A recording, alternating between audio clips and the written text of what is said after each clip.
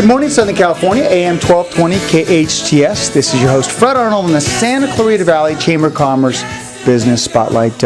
I'm on the air with Becca Keating. Becca Keating is the author of The Secrets of Powerful Communication, Confronting the Bully Within. Welcome to the show. Thank you. It's great to be here, Fred. Well, we've been looking forward to this interview for a while. Yes, we have. We've talked about it, and now it's happening. Now, let's talk about the bully within. Let's talk about this book. Okay. Who is your audience? Tell me the audience for your book and who you're trying to reach when you're communicating as an author.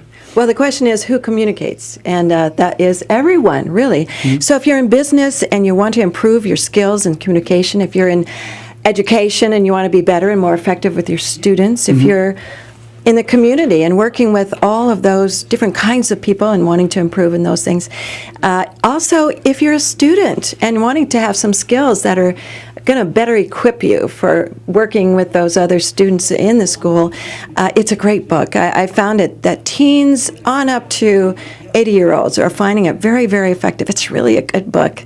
That thing about the bully within, though, is something that sets apart this book from any other communication book that's out on the market right now. There are some that have talked about it separately.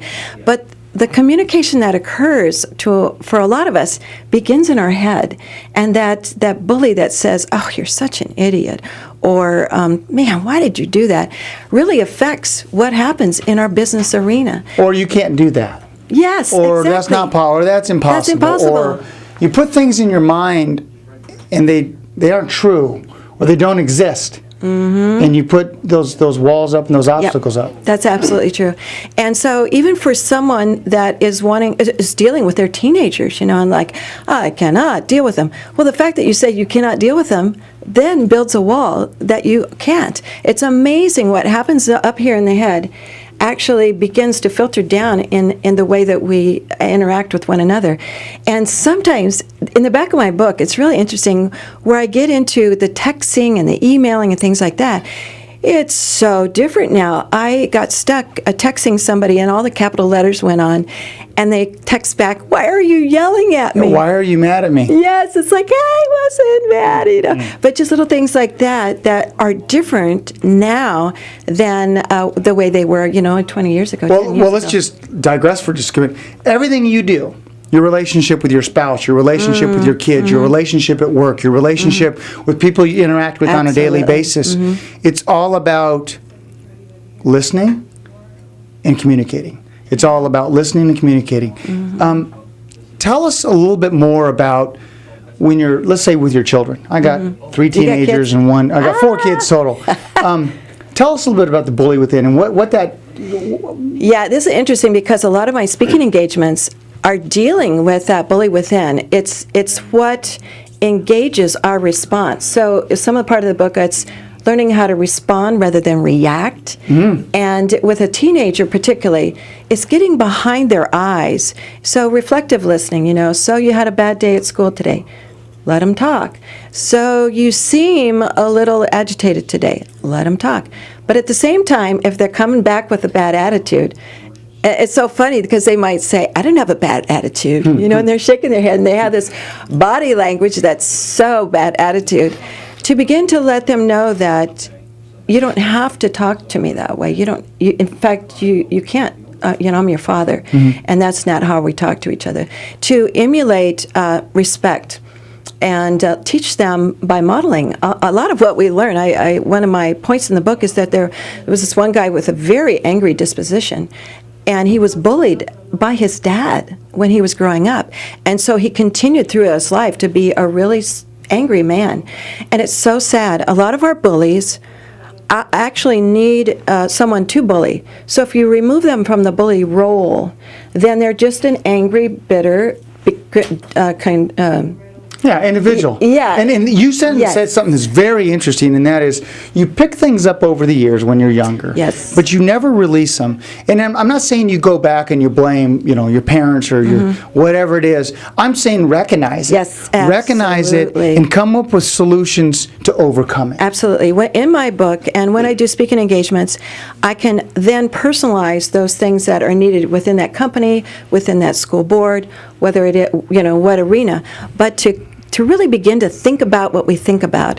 What are those messages that we've been hearing since we were maybe 2, 3, 4 years old, or maybe that 7th grade bully on the playground, that the messages are still in there and they're not being captured and they're not being dealt with and reversed. That, no, I'm not a stupid idiot. I have the ability to learn and to grasp and to succeed and all those things that we need to be messaging in our head. Exactly, and it's being reflective. It's being able to go back and say, okay, here's where it came. How do we overcome it? Because I'm not that person. Because we're definitely not the people we were when we were 10, 11, 12 years old.